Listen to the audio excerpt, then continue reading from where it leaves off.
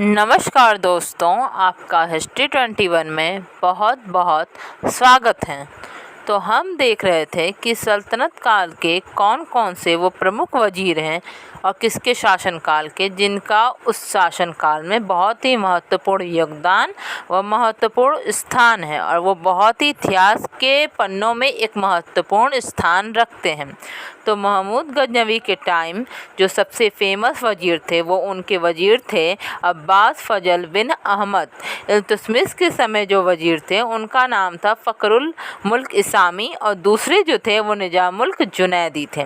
रजिया के टाइम में भी निजामुल मुल्क जुनैदी विद्यमान थे और बलबन के टाइम पे ख्वाजा हसन बसरी थे और अलाउद्दीन खिलजी के टाइम 3 थे, नुसरत खां, मलिक काफूर और ताजुल मुल्क, जिसमें नुसरत खां 4 खाओं में से एक थे और मलिक काफूर जो कि बहुत ही इम्पॉर्टेंट रोल प्ले करते हैं दक्षिण अभियान में, तो उनका बहुत इम्पॉर्टेंट रोल है। और मोहम्मद बिन तुगलक के टाइम 2 वजीर थे, ख्वाजा जहां और एक अहमद अयाज। और फिरोज तुगलक के टाइम पे थे खान जहां और सिकंदर लोदी के समय थे मियाँ भुआ।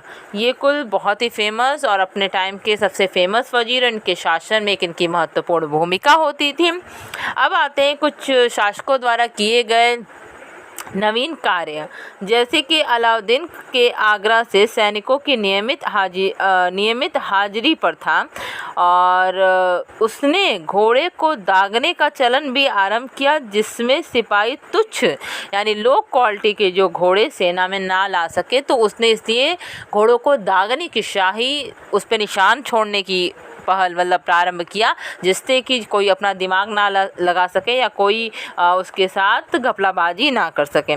और यही पहला सुल्तान था जिसने कि नगद वेतन दिया, सैनिकों को नगद वेतन देना प्रारंभ किया, ना कि उनको जागीर के रूप में।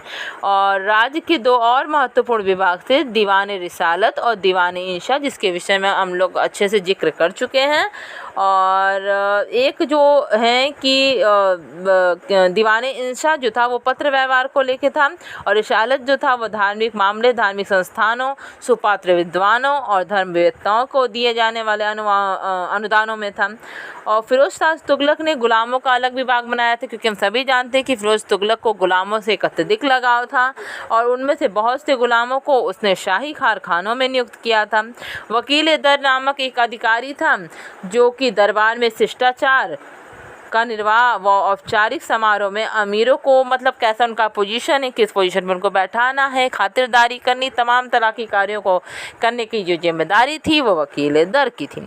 कोतवाल या मुफरिद हम सभी जानते हैं, शांति व्यवस्था करना, जो अपराध है उनको कम करना, ये था। अमीर बहर जो होता था उसके पास जल का बेड़ा होता था और गुप्तचर जो कि बहुत ही इम्पोर्टेंट होते थे चीज़ों को पता लगाने में और सुल्तान के बड़े उपयोगी होते थे। तो आज का वीडियो यहीं पे समाप्त होता हुआ। अगर आपको वीडियो अच्छा लगे तो लाइक कीजिए, शेयर कीजिए, मेरे चैनल को सब्सक्राइब कीजिए और अंत तक वीडियो में बने रहने के लिए आपका बहुत बहुत धन्यवाद।